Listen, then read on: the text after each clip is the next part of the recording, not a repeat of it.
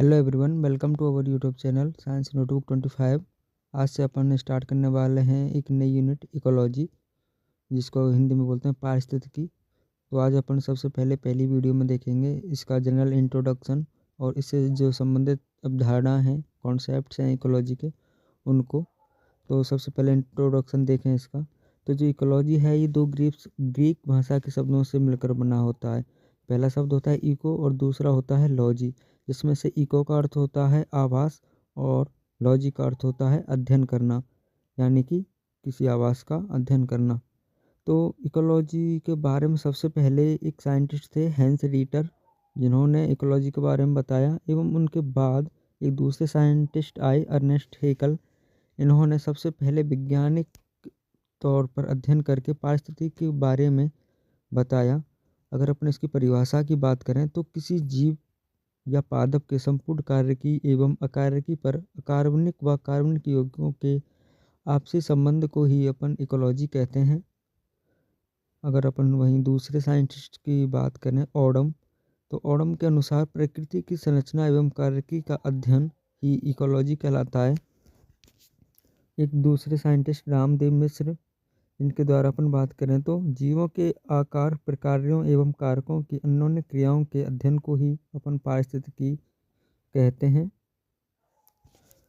आगे इकोलॉजी के अपन अगर उपविभाग देखें तो उनमें दो प्रकार के उपविभाग हैं मेनली। उसमें से जो पहला है जिसको अपन बोलते हैं स्वपारिस्थितिकी, जिसमें स्वपारिस्थितिकी को अपन अगर देखें तो जब किसी एक पादप या जंतु जाति और उनके वातावरण का अध्ययन किया जाता है तो उसे स्वपारिस्थितिकी कहते हैं। यानी कि स्वपारिस्थितिकी में क्या होता है, किसी एक ही पादप की जाति या किसी कोई एक ही जंतु जाति का अध्ययन कर रहे हैं अपन, तो वह स्वपारिस्थितिकी कहलाता है। जैसे अपन सपोज करो ओनली मानव जाति का ही अध्ययन कर रहे हैं या फिर किसी दूसरे कोई पादप की प्रजाति का ही अध्ययन कर रहे हैं, तो वो स्वपारिस्थितिकी में आता है। इसके बाद अपन दूसरी की बात करें तो दूसरा होता है समपारिस्थितिकी, इसको पर अपन इंग्लिश में बोलते हैं साइनो कॉलोनी। तो इसमें क्या है कि जब अपन किसी क्षेत्र विशेष में पाए जाने वाले पादप व जंतुओं का अध्ययन किया जाता है तो उसे समपारिस्थितिकी कहते हैं। यानी कि इसमें क्या होता है, कोई एक क्षेत्र होता है, उसमें चाहे वो पादप हो चाहे वो जंतुओं की प्रजातियाँ हो, उस क्षेत्र में जितनी भी प्रजातियाँ पाई जा रही हैं उनका अध्ययन करना ही अपन समपारिस्थितिकी बोल देते हैं उसको। जैसे मान लो किसी क्षेत्र विशेष का अध्ययन करने, पर्टिकुलर एरिया का अपन स्टडी कर रहे हैं, तो उसमें जो भी स्पीशीज पाई जा रही हैं उनको अपन समपारिस्थितिकी के उसमें रखते हैं। उसके बाद देखो अपन द्विजगत वर्गीकरण परंपरा के आधार पर पारिस्थितिकी को निम्न दो प्रकारों में बांटा जा सकता है। पहला जंतु पारिस्थितिकी और दूसरा है पादप पारिस्थितिकी। जंतु पारिस्थितिकी में जब अध्ययन का मुख्य बिंदु प्राणी होता है या प्राणियों का अध्ययन ही प्राणी पारिस्थितिकी कहलाता है। यानी कि जो हमारा जो मेन उद्देश्य होता है वो एनिमल्स को लेकर के होता है या किसी प्राणी को लेकर के होता है, तो उसे जंतु पारिस्थितिकी कहते हैं। और वहीं अगर अपन पादप पारिस्थितिकी की बात करें तो यदि पारिस्थितिकी का अध्ययन मुख्य रूप से पादपों पर ध्यान केंद्रित करते हुए किया जाता है तो इसे पादप पारिस्थितिकी कहते हैं। यानी कि अगर अपन जंतुओं की स्टडी कर रहे हैं, एनिमल्स की स्टडी कर रहे हैं, तो उसको जंतु पारिस्थितिकी बोल देते हैं, एनिमल्स इकोलॉजी बोल देते हैं। और अगर अपन पादपों की स्टडी कर रहे हैं तो इसको प्लांट इकोलॉजी बोल देते हैं या पादप पारिस्थितिकी बोल देते हैं। उपरोक्त वर्गीकरण के प्रकारों के अतिरिक्त इकोलॉजी के अनेक स्वरूप एवं संबंधित शास्त्रों के नामों से भी जाना जाता है। जैसे आवास पारिस्थितिकी, हैबिटाट इकोलॉजी। जब अध्ययन का मुख्य बिंदु आवास होता है तो इसे आवास पारिस्थितिकी कहते हैं। यानी कि जब अपन किसी भी एनिमल है उसके आवास का ही अपन ओनली अध्ययन करते हैं तो उसको इस हैबिटाट इकोलॉजी या फिर आवास पारिस्थितिकी कहते हैं। उसके बाद है भूगोल पारिस्थितिकी। जब जीवों का अध्ययन उनकी भौगोलिक परिस्थिति के अनुसार किया जाता है तो उसे भौगोलिक पारिस्थितिकी कह देते हैं। उसके बाद अपन अगर नेक्स्ट देखें तो संरक्षण पारिस्थितिकी। इस पारिस्थितिकी के अंतर्गत प्राकृतिक संसाधनों के संरक्षण से संबंधित अध्ययन किया जाता है, जिसे संरक्षण पारिस्थितिकी कहते हैं। नेक्स्ट उत्पादन पारिस्थितिकी। इसके अंतर्गत जीवों तथा पादपों द्वारा उत्पादन क्षमता का अध्ययन किया जाता है, उसे उत्पादन पारिस्थितिकी कहते हैं। और जो इसका मुख्य उद्देश्य होता है जो मानव हेतु उपयोगी पदार्थ प्राप्त कराना होता है। उसके बाद आती है अंतरिक्ष पारिस्थितिकी स्पेस इकोलॉजी। तो मैं आपको पता है कि मानव ने पृथ्वी के बाहर जाने के लिए अनेक प्रयास किए हैं, जिससे विभिन्न उद्देश्यों के लिए अंतरिक्ष का अध्ययन किया गया है एवं अंतरिक्ष में उड़ानों या अंतरिक्ष स्टेशन भी बनाए गए हैं। और इस प्रकार की जो स्पेस का जो अध्ययन किया जाता है वो अंतरिक्ष पारिस्थितिकी के अंडर आता है। उसके बाद अगर अगली पारिस्थितिकी की बात करें तो इसके अंतर्गत पर्यावरण पर पड़ने वाले वायु प्रभावों का अध्ययन किया जाता है, जो कि हमारे लिए हानिकारक होते हैं। अतः वातावरणीय प्रदूषण का अध्ययन ही प्रदूषण पारिस्थितिकी कहलाता है। अगर इससे संबंधित अवधारणाओं की बात करें अपन तो कॉन्सेप्ट्स ऑफ इकोलॉजी, इसमें देखो इन अवधारणाओं के अनुसार हम जीवों की जैविक संगठन के रूप में अध्ययन करते हैं, जिसमें प्राणी समुदाय, जंतु समुदाय, पादप समुदाय आदि आते हैं। ऐसे जीव जो स्वतंत्र विचरण करते हैं एवं प्रजननशील होते हैं जीवधारी कहलाते हैं या फिर जीव कहलाते हैं। जीव जिस आवास में रहता है उस वातावरण के जैविक व अजैविक घटकों का प्रभाव पड़ता है एवं इसका अध्ययन पर्यावरण पारिस्थितिकी में किया जाता है। जीवों के एक समूह में से ऐसा समूह जिसमें से एक से अधिक जातियों के जीवों का निवास का अध्ययन किया जाता है समुदाय कहलाता है। जैविक व अजैविक घटकों द्वारा बने समुदाय पर प्रभावों को पारिस्थितिकी तंत्र कहते हैं। दोबारा सुन लीजिए, जैविक और अजैविक घटकों द्वारा बने समुदाय पर प्रभावों को पारिस्थितिकी तंत्र कहते हैं। इसके अंतर्गत तापमान हो गया, लवणता हो गई, प्रकाश हो गया, पीएच हो गया, जल में उपस्थित जो तत्व होते हैं उन सब का अध्ययन किया जाता है, क्योंकि इन सभी का प्रभाव जो है जीवों पर पड़ता है। अगर पृथ्वी के जो पारिस्थितिकी विभाग हैं उनको देखें तो पारिस्थितिकी के अंतर्गत पारितंत्र के अंतर्गत दृष्टिकोण से हमारे विश्व पारितंत्र के दृष्टिकोण से हमारे विश्व के दो प्रमुख भाग हो जाते हैं, जिसमें से एक अजैविक अर्थात जीवन विहीन और तथा दूसरा जैविक यानी कि जो जीव नहीं होते हैं यानी कि अबायोटिक और बायोटिक।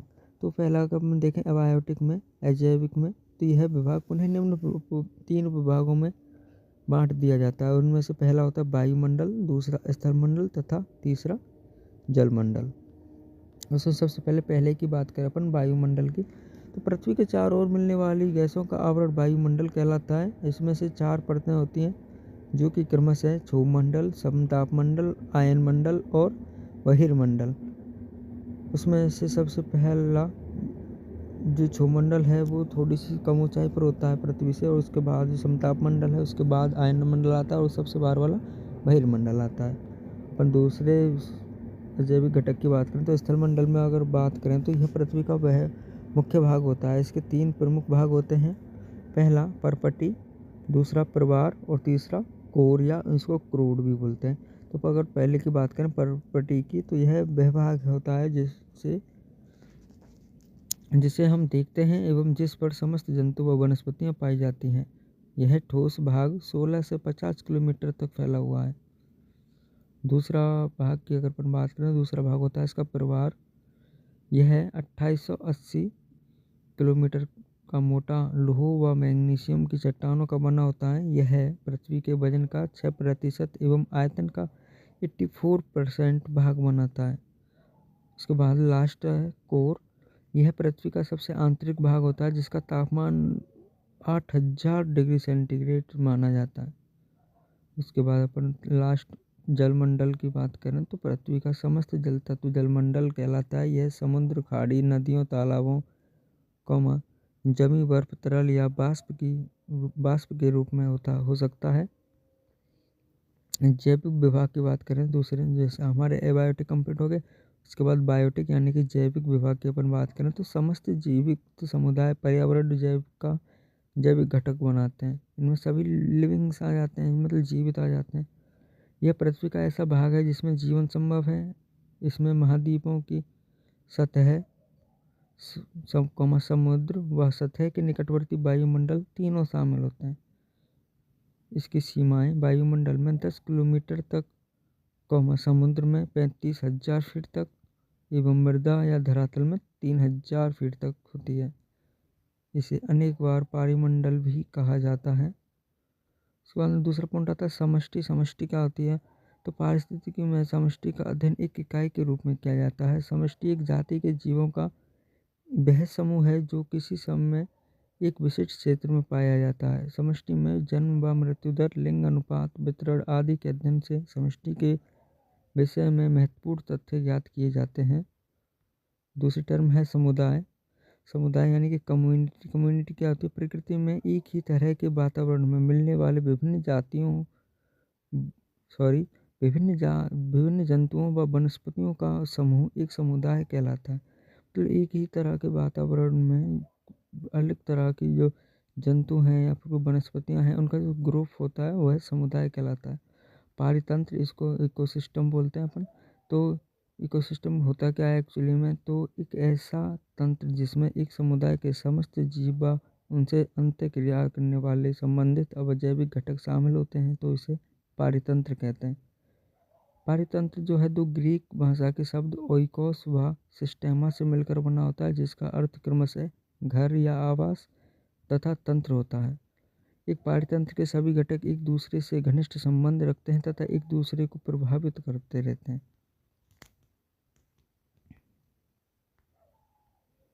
कुछ पारितंत्र विज्ञ जो पारितंत्र का अध्ययन करते हैं, वो जो वैज्ञानिक होते हैं उनको पारितंत्र विज्ञ, पारिस्थितिकी विज्ञ बोलते हैं। तो पारिस्थितिकी को पारितंत्र का अध्ययन भी कहते हैं, यानी कि जो पारितंत्र का अध्ययन है उसी को अपन इकोलॉजी बोलते हैं कुछ साइंटिस्ट के अकॉर्डिंग।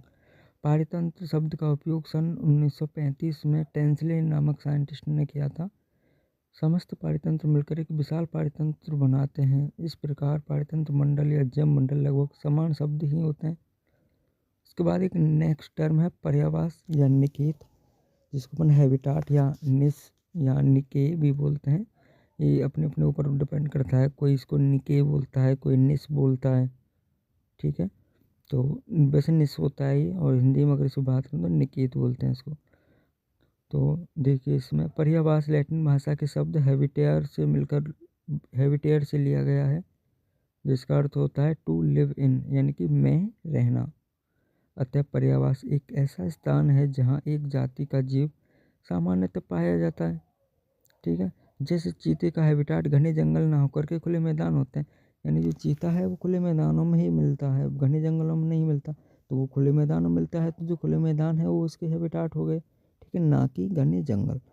अतः इस तरह से एक ही प्रकृति या प्रकार के स्थान को एक प्रकार का आवास या पर्यावास कहा जाता है, जैसे स्वच्छ जलीय पर्यावास या घास स्थल पर्यावास आदि। एक प्रकार के पर्यावास में कई प्रकार के जंतु व वनस्पतियाँ पाई जा सकती हैं। जैसे एक सवाना में, जो सवाना है उसमें जिराफ, चीता, सिंह, हिरण, लोमड़ी, हाथी, शतुरमुर्ग आदि सभी पाए जा सकते हैं, परंतु सभी एक जैसा कार्य नहीं करते। किसी पर्यावास में किसी जीव की क्या भूमिका है, यह उसके पारिस्थितिकी निकेत को दर्शाती है। यानी कि कोई इकोसिस्टम है, उसमें कोई एनिमल है या कोई जीव है, उसकी उसमें भूमिका क्या है, वह उसके निकेत को दर्शाती है, वो उसका निकेत कहलाता है। जैसे अर्थात एक जीव जिस प्रकार से अपने जैविक व अजैविक वातावरण से अंतःक्रिया करता है उसे निकेत कहते हैं, ठीक है। ये जो एक जीव है वो अपने आसपास के वातावरण से किस प्रकार से अंतःक्रिया करता है, जो अजैविक अजैविक घटक होते हैं उनसे किस प्रकार से इंटरेक्शंस करता है, वो उसका निकेत कहलाता है। निस जो है, निस शब्द का प्रयोग 1970 में जोसेफ ग्रीनील ने किया था। इनके अनुसार निकेत को सूक्ष्म आवास भी कहा जाता है। एक साइंटिस्ट है जेफ गॉस के अनुसार कोई भी दो जातियां एक ही स्थान पर रह सकती हैं, परंतु उनके निकेत अलग अलग होते हैं, भिन्न भिन्न होते हैं। जैसे एक ही स्थान पर पाई जाने वाली निकटवर्ती जातियों की मैनाएं अलग पारितंत्र में विभिन्न प्रकार के खाद्य एवं अजैविक संसाधनों का उपभोग करती हैं। वहीं तटीय मैना जहां मानव के अधिक निकट घूमकर उनके द्वारा छोड़े पदार्थों का भोजन करती हैं, एवं जो सामान्य मैना होती हैं वो जमीन के अंदर सलभ व इसके आसपास के कीड़े मकोड़ों को खाती हैं। अतः हम कह सकते हैं कि निकेत जीव के कार्य व आवास दोनों के ही सूचक होते हैं। और उसके बाद अपन अपनी नेक्स्ट हेडिंग पे आते हैं, पारितंत्र की जो विशेषताएं, पारितंत्र की क्या क्या विशेषता हैं वो देखें इसमें। एक पारितंत्र में 4 प्रकार के घटक होते हैं, उनमें से एक अजैविक घटक कहलाते हैं तथा बाकी शेष 3 जैविक घटक कहलाते हैं। अजैविक घटकों में जैसे लवण, जल, गैस, तापमान, पीएच आदि आते हैं। एवं जैविक घटकों में उत्पादक, उपभोक्ता एवं अपघटक आते हैं। ठीक है, यानी कि 4 घटक होते हैं हमारे इकोसिस्टम में। उसमें से पहला जो है अजैविक घटक होता है, और जो दूसरा जो जैविक घटक होता है उसमें 3 घटक होते हैं। ठीक है, उत्पादक, उपभोक्ता और अपघटक। तो सबसे पहले अपन पहले की बात करें उत्पादक की, तो इसमें वे सभी हरे पौधे या स्वयंपोषी आते हैं जो सूर्य की ऊर्जा का प्रयोग करके सरल कार्बनिक पदार्थों को जटिल कार्बनिक पदार्थों में बदल देते हैं, अर्थात अपना भोजन स्वयं बनाते हैं एवं पारितंत्र के अन्य जैविक घटकों के लिए भोजन उपलब्ध कराते हैं। उनको अपन उपभोक्ता कह देते हैं। जैसे प्लांट्स हो गए, प्लांट्स वगैरह जो हैं वो अपना भोजन खुद बना सकते हैं फोटोसिंथेसिस की प्रोसेस से। इस वजह से इनको अपन उपभोक्ता या फिर प्रोड्यूसर्स बोल देते हैं। ठीक है, उसके बाद आते हैं अपन सेकंड पे, उपभोक्ता जो हैं कंज्यूमर्स जिनको बोलते हैं। ये विषमपोषी होते हैं, अर्थात इन्हें भोजन हेतु कार्बनिक पदार्थों की आवश्यकता होती है जो उन्हें उत्पादकों से प्राप्त होते हैं। कुछ उपभोक्ता सीधे ही हरी वनस्पतियों का अध्ययन करते हैं, इन्हें शाकाहारी या प्रथम स्तर के उपभोक्ता कहते हैं। या एवं अन्य उपभोक्ता जो शाकाहारी जंतुओं का शिकार करने वाले होते हैं उन्हें द्वितीय उपभोक्ता या मांसाहारी जंतु कह देते हैं। यानी कि जो उपभोक्ता हैं, जो कंज्यूमर्स होते हैं, वो बेसिकली वैसे तो 3 प्रकार के होते हैं। यानी कि जो ओनली हरी वनस्पतियों को खाते हैं उनको शाकाहारी बोल देते हैं, और जो जो जीव या फिर जो उपभोक्ता जो अ, शाकाहारी जंतुओं को खाते हैं उनको द्वितीय उपभोक्ता या फिर मांसाहारी बोल देते हैं। उसके बाद एक तृतीय उपभोक्ता और होते हैं जो शाकाहारी जंतुओं को भी खा सकते हैं, मांसाहारी जंतुओं को भी खा सकते हैं, और उत्पादक जो हैं पेड़ पौधे उनको भी खा सकते हैं। यानी कि किसी को भी खा सकते हैं वो, तो उनको अपन बोलते हैं सर्वाहारी। ठीक है, यानी कि ओमनिवोरस। उसके बाद आते हैं अपन अपघटक। अपघटक क्या होते हैं? किसी पारतंत्र में अपघटक अत्यंत महत्वपूर्ण होते हैं क्योंकि यह प्रथम 2 प्रकार के जैविक घटकों के शेष या व्यर्थ भाग को पुनः चक्रण करके पुनः पारतंत्र के लिए उपलब्ध कराते हैं। यह भी विषमपोषी होते हैं, परंतु आकार के कारण इन्हें सूक्ष्म उपभोक्ता या सूक्ष्म जीव कह देते हैं या फिर कहलाते हैं ये। जैसे बैक्टीरिया हो गए, जो बैक्टीरिया है एक प्रमुख अपघटक है। जैसे राइजोबियम बैक्टीरिया है वो जो नाइट्रोजन फिक्सेशन के लिए हेल्पफुल होता है। वैसे ही बहुत सारे बैक्टीरिया हैं जो अपघटक के रूप में महत्वपूर्ण भूमिका निभाते हैं। एक पारितंत्र में ऊर्जा का जो स्तर है सतत रूप से बना रहता है। यह ऊर्जा किसी स्रोत जैसे सूर्य या कार्बनिक पदार्थों की जो बंद ऊर्जा है उससे आती है एवं विभिन्न प्रकार के घटकों से गुजरती है। जैसे सूर्य की ऊर्जा वनस्पति में आती है, उसके बाद वनस्पति से कीट में जाती है, कीट से होकर के वो पक्षी में जाती है तथा इस पक्षी से बिल्ली में जा सकती है। इस प्रकार एक श्रृंखला सी बन जाती है जिसे अपन खाद्य श्रृंखला कह देते हैं। एक खाद्य श्रृंखला जो है सदैव सीधी या 2 सिरों वाली नहीं होती है। जैसे कीट को मछली खा सकती है या फिर जलीय सर्प खा सकता है। मछली को जलीय सर्प व बड़ी मछलियाँ भी खा सकती हैं। अर्थात इस तरह से खाद्य संबंधों को अगर अपन कागज़ पर उतारें तो एक जाल सा बनना दिखाई देता है जिसे अपन खाद्य जाल कहते हैं। जैसे खाद्य जाल से इधर से समझो आप, जैसे कोई कीट है, कीट को कोई मेंढक भी खा सकता है, मेंढक को कोई सर्प भी खा सकता है। ठीक है, मेंढक को कोई सर्प भी खा सकता है, कीट को मछली भी खा सकती है। ठीक है, मछली को शिकारी जो बड़ी मछली है बड़ी मछली खा सकती है। अब जैसे जो पक्षी है, पक्षी को कौन खा सकता है? बिल्ली भी खा सकती है। पक्षी को सर्प भी खा सकता है। सर्प को कौन खा सकता है? मोर खा सकता है। मछली है, मछली को सर्प भी खा सकता है। जो पानी में पाया जाता है वो सर्प भी खा सकता है। ऐसे अपन अगर रिलेशंस बनाए इनके बीच तो एक जाल सा बन जाता है। इसी को अपन खाद्य जाल बोलते हैं। तो थैंक यू गाइज। अगली जो वीडियो है उसमें अपन देखेंगे सीमाकारी कारकों की अवधारणा यानी कॉन्सेप्ट ऑफ लिमिटिंग फैक्टर। आज के लिए बस इतना ही। अगर आपको वीडियो पसंद आई हो तो प्लीज़ लाइक करें, कमेंट करें, शेयर करें और सब्सक्राइब करें, और ज़्यादा से ज़्यादा शेयर करें और हमें बताएं कि आपको कौन से टॉपिक पर